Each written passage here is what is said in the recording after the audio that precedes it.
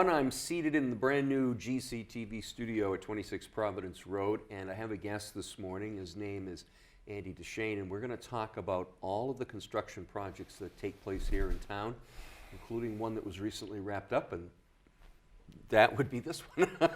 Nice place you have here. Well, thank you so much. Why don't we save this one for last and start with some of the stuff that's going on right now that you're involved in. So what is your official title? So I'm the owner's project manager for the town of Grafton right now. Okay. Now, if all of the projects were wrapped up and finished, would you still have a job? No, Oh, really? I'm working myself out of a job. Okay. So are you a contractor? I am a full-time employee, but with a limited term. Right. Interesting. Is there anybody else in town with that situation? I'm not sure. You're kind of unique in that way. I think so. I like to think so. We're trying to. Well, we figured you were unique. That's why we asked you to come in. But we're trying to figure out. I remember that I didn't see you in the hallway, and then I saw you in the hallway a lot, and that's when I started thinking, he's going to disappear again. So. Yeah, and I spend most of my time out on construction sites right now. So Yeah. you don't see me in the hallway as much. Well, I know that because when this was a construction site, you were here a lot. So. Yes. Yep. So what would you like to start with, the new DPW facility or the library? Sure, yeah, the DPW maybe, because that one's the furthest along right now, so we're expecting to be done, substantially complete, which is a technical term that means some stuff, but that's the end of March, we're expecting to be substantially complete. Generally that means we're not 100% done, but we could move in if we wanted to. Mm-hmm. I think the DPW is probably not going to move in until after the winter season, spring season, the messy season is done, so that'll probably be May, but the contractor's going to be substantially complete at the end of March. So right now we're painting walls. We're getting ready to move equipment in. We're about to order furniture.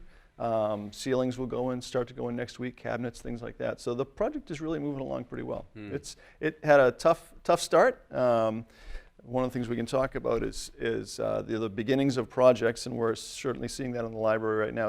Getting out of the ground is always one of the biggest challenges. For construction projects, starting and finishing are the biggest hurdles, because you want to be able to get out of the ground, and very often you don't know what's under the ground. This was the case at both the DPW and the library. And then finishing, which has been a challenge at this project, getting everybody the contractor is moving on and going on to the next project, and everybody's trying to get those last couple of details finalized and get all the paperwork done. That's the other challenge. One of the things that I noticed about the projects that take place in town, and it almost fits with your description of starting and ending, is the number of photographs that appear on social media. There's a lot of pictures of bulldozers and holes in the ground and mud and dirt being pushed around. Right. And then, like you said, now you moved indoors and you're starting to paint walls, and all of a sudden, kind of like the coverage kind of drops off. Right. Yeah, there's not as much exciting stuff to see, right? I mean, it's. But people want to see, and people want to get an idea what it's going to look like. Yeah. So it's funny how the two things, I think, go hand in hand. Right. So yeah. you start breaking ground on the DPW project, and what was the first hurdle you came across? Well, we knew there was ledge on the property. We just didn't know how much ledge there was. So we got into that, and in relatively short order, we found out that there was a significant more amount than what we had originally sort of set aside. So that was kind of a big deal. We had a huge change order, which I don't love, to go in and blast out all that rock and make way for the building. So again, similarly at the library, unsuitable soils, which in this case means fill. So not something you could put a foundation on. You sort of have to remove the stuff that's not very good and put in structural fill. The issue with that is, and this happens everywhere, is that towns don't want to, or even just private clients, don't want to spend a lot of money up front for something to find out what are the hidden conditions, what's under the ground typically. They don't want to spend too much money up front. They just want to get going. But that's where most of your risk is unforeseen conditions or things that are under the ground. Whether it's ledge or unsuitable soils or whatever. But it's really, the lesson that I'm taking away from these two projects right here is that, boy, it's really worth it to spend a little of extra money up front, do some more borings, do some more test pits. It's still, in these days with all the technology we have, it's still the best way to find out what's under the ground is to dig a big hole. or a bunch of small holes to find out what's under there. So it's about reducing risk and understanding what you actually have to work with. At some point, somebody's going to want to put some dollars and cents to this stuff, and so we could just assume the worst and say, well, what if there's just a ton of ledge? Somebody's going to put a big number against that, and then maybe the project doesn't even start because people are going, wait a second, But so it's this sort of balance of finding out, of managing risk. How much do we know? How much can we learn without spending a lot of money? And then, most of the time for things like ledge, you don't encounter, if we've set aside, we're going to have 800 cubic yards of ledge. Most of the time, you don't come up with 2,000. Most of the time, if you said 800, it's probably going to be maybe 1,000, or sometimes it's 400. So you generally, if you gamble a little bit and you put a little risk into the project, generally it doesn't really bite you too hard. But in this case, it did. So help me and maybe the viewers at home understand the concept of ledge. I mean, when you're in front of the select board and giving them an update and everybody says ledge, you can sense the room goes, ooh, that's bad. And yet, what the hell is ledge? Right. So is ledge? Sure. Does ledge run this way, or does it run this way? Does it go? Is it a foot deep, or is it 1,000 feet deep? Right. Once you find out you've got it. Yep. How do you determine how much of it you've got? Right. So it's literally, anybody that's driven along the pike has seen where you've cut through rock. It's rock that's underground, and so it has its own terrain, it has its own shape. It's highly irregular. We can do borings in a site, and you'll find some ledge. They can drop off significantly. So it's not generally something that just sort of rolls around and is more or less the same. It can be highly variable from area to area.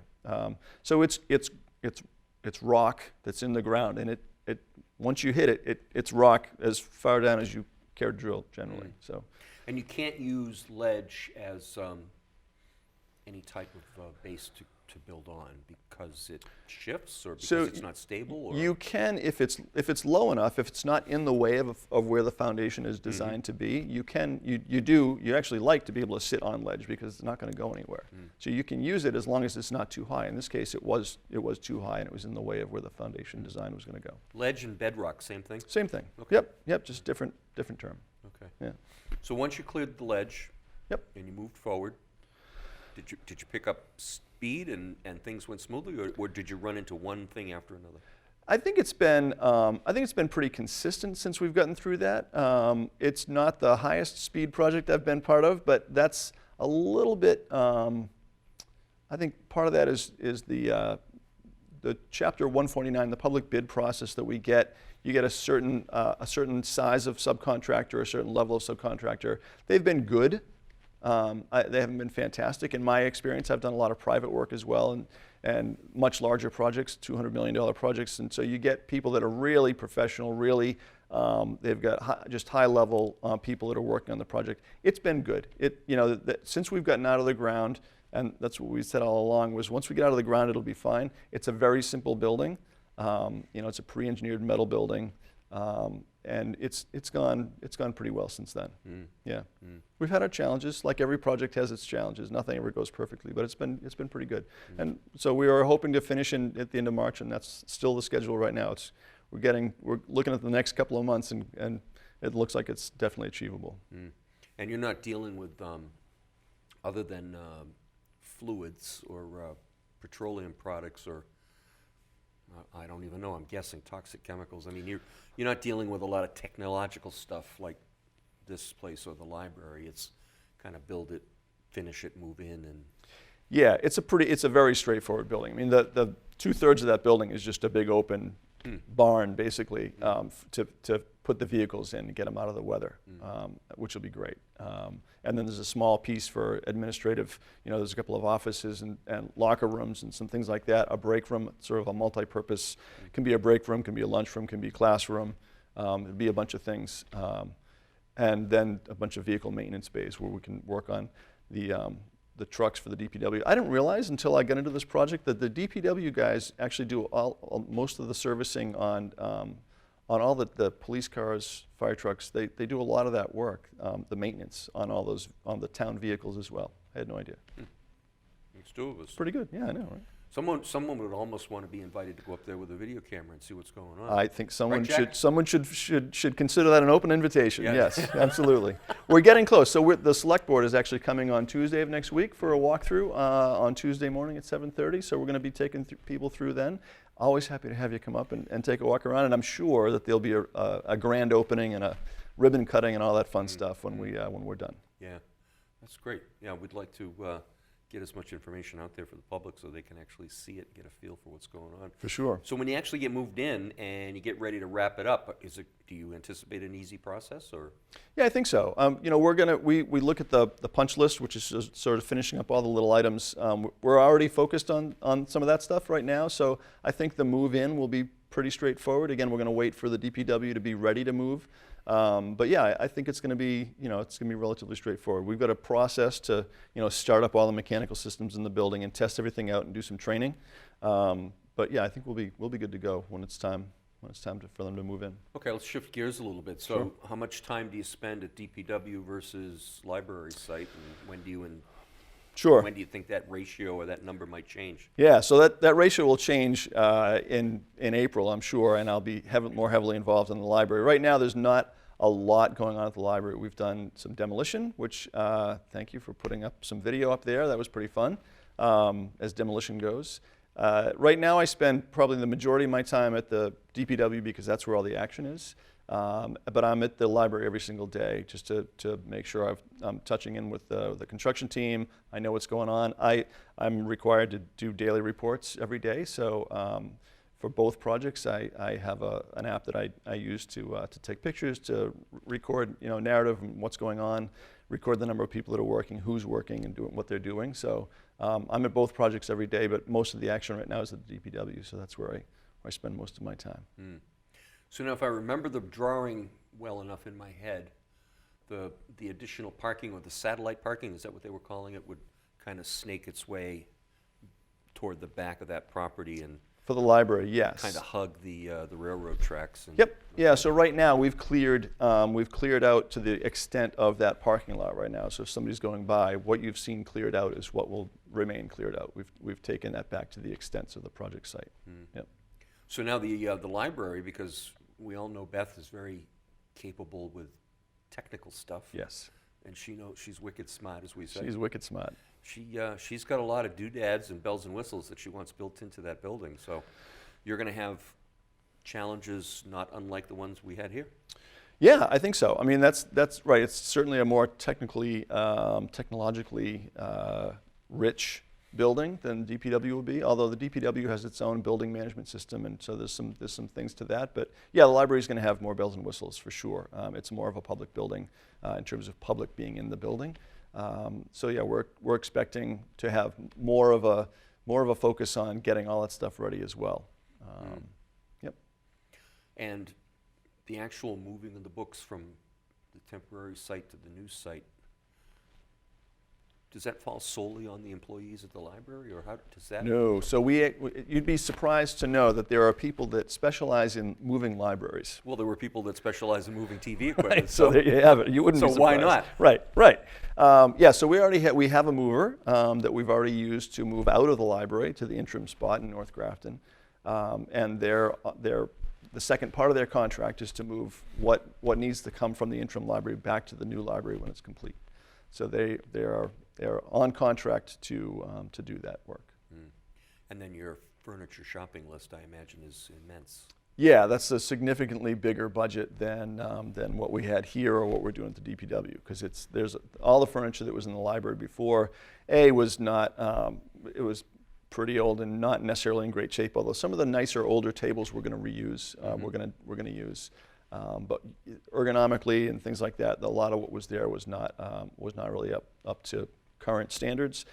Plus, the library that's in its final state is going to be significantly larger than what we had before. So it's just going to need more furniture. So on a side note related to the library, has anyone mentioned to you about the ghost? No. Because I'm told that the library was haunted, and Beth is pretty convinced that there's some shenanigans going on in there. Nice. I'm going to And keep an eye I out. was curious if, when they started knocking walls down, did the ghosts get a little ticked off? I'm sure we must have irritated it somewhat. I Yeah, haven't. I I haven't. think It that hasn't grand opening's manifested gonna be itself a to me hoot. yet. But yeah, I'll be on the lookout for a cool chill up my spine. Yeah, interesting. And the library, if a member of the public was standing on the common and looking across the street, the front of the library is pretty much going to look the way people have always seen it look. Yes, in fact, the front of the library is going to look the same when you walk. If you choose to walk in those up the front steps and into the front door that faces the common, that's all going to be the same. And when you walk into what was the former main level of the library, that's now going to be a beautiful reading room. It's just going to be a reading room, so no circulation desk. But it's going to be almost exactly the way it is right now. It's going to stay restored. It's going to have exactly the same character that's had, which is a beautiful, beautiful room. In fact, with fewer things in the way, I think it's going to be even better. It's going to be a really nice place to go and read a book and just hang out or be on your laptop or whatever. It's going to have all that character of a beautiful old New England building looking out over the common, but behind it's going to be this fantastic new facility. And if everything goes as to plan, it will wrap up. Spring of 2021. Okay, so another year beyond. Yep, another year. Yeah. All right. So now we move on to the GCTV studios, the former Grafton Police Station. Yeah. And to quote you, it was almost as if they designed this place to be two things, a police department or a TV studio. It's true. It's remarkable to me that it's a funky little building. Back in its time for a police station, it served its purpose, but it's really kind of a specific building. And I don't know how many other things it could have been turned into, but this is certainly a great reuse. It's shockingly to me how good this turned into a cable TV studio. Yeah, it's fantastic. funny because I think the first time I walked into the space, I knew immediately it would work. And then when I saw the first set of plans when they were presented, I thought this is definitely going to work. Since we've moved in, I know the staff and we've had conversations where we go, if we were to do this again, we would have moved that over there. But you live and learn. It's not the end of the world. That's a normal part of the process, right? Yeah. Plus, I think the location for this is fantastic. Right. I mean, right adjacent to the schools, the municipal center, police station. I mean, it's a really good spot for you. Sure. And I think one of the challenges that we hope to overcome in the decades to come is that we will be way more visible than we've been in the past. Yeah. There are and it worked out, I think, well, because when we had the Christmas open house for Grafton Celebrates the Holidays, and people came in and shot their videos in front of the green screen, it was a 50-50 split. Some people knew to come directly to the new place, and then we had a bunch of folks who just kind of moseyed on down to the old place, but they figured it out pretty quickly. But yeah, I think it would be nice for people to drive by and see a well-illuminated sign and say, "Oh, wow, there it is," and and kind of connect the dots. Yep. So. Much like the DPW or much like the library, we had our set of challenges here too. Sure. But this went up, I would say, 9 out of 10 without too many difficulties. I got a pretty decent score for the process that we went through to get it done. Right. Yeah. Again, the challenges are working with an existing building. And you open up a wall and you find things maybe you didn't know were there, or things are a little bit different, or whatever. So yeah, an existing building has its own set of challenges that come along with it. But yeah, I think overall, I think it came out great. We still have some stuff like maybe some roof leaks or something that we got to deal with. And again, that's things like the roof are a challenge because we did an assessment of the roof early, and it was okay. But it's how much do you want to bite off on a project? A whole roof. We replaced a part of the roof that really needed it. So that was great, but what really needed to happen was to do the whole roof, but that probably would have killed the project. We wouldn't have been able to do it just because of the money wasn't there. Sure. And really, that's a thing across the whole town. It's just a preventative maintenance program it's tough. People don't always want to spend money on that. They don't necessarily see the benefit. If you prevent problems, people don't. When things don't happen, people don't don't get the value of preventing things that happen in the future. So right. very often people want to be reactive to, oh, now we've got a leak, we have to fix it. Right. When maybe we could have prevented that 5 years ago. And to reveal the truth, I mean, we're not talking about 55-gallon drums with water. No, because, no, we're no. That's it, right. We're talking an annoying little Right, yeah. mop puddle that Yes, that takes yeah. 10 minutes to clean up. Right. So it's a pain, but it's not the end of the world. Right. No, we'll figure it out. Yeah, I'm sure we will. So, any last thoughts before we wrap this up? No, it's a pleasure to be in the position that I'm in right now. I've spent a lot of my career either in architecture or construction, working on public projects or sometimes private projects, and I love the role that I'm in right now. Is trying to make projects be as good as possible for the town, get everybody the most bang for their buck, high quality, focus on quality, and just focus on keeping as smooth of a process and a product as we possibly can. So I'm really enjoying it. I'm having a good time, and it's just going to be really awesome to be at the end of some of these projects and have come up with a great building, something that the DPW guys are just going to be thrilled to be able to be up there and be able to do much better work and save the town some money by having buildings that are undercover and they'll be able to last longer. They'll be able to maintain everything better because now they're in a heated, dry environment. Same thing with the library. I get it. People think that nobody goes to the library. It's absolutely not true. A lot of people go to the library. If you go to Shrewsbury and see what they've done, that place is just alive and kicking and full of people. It's like a community center with books, and so it's really going to be a game changer for the town. I think for the people that need to use those kind of resources, it's something I'm going to be really proud of when we're done to be able to finally gotten that building done. So it's a fun place to be. All right. Well, we look forward to all of it. Me too. So Andy Deschenes has been taking care of all of the projects in town, and he will be busy for at least the next year and a half. You bet. So.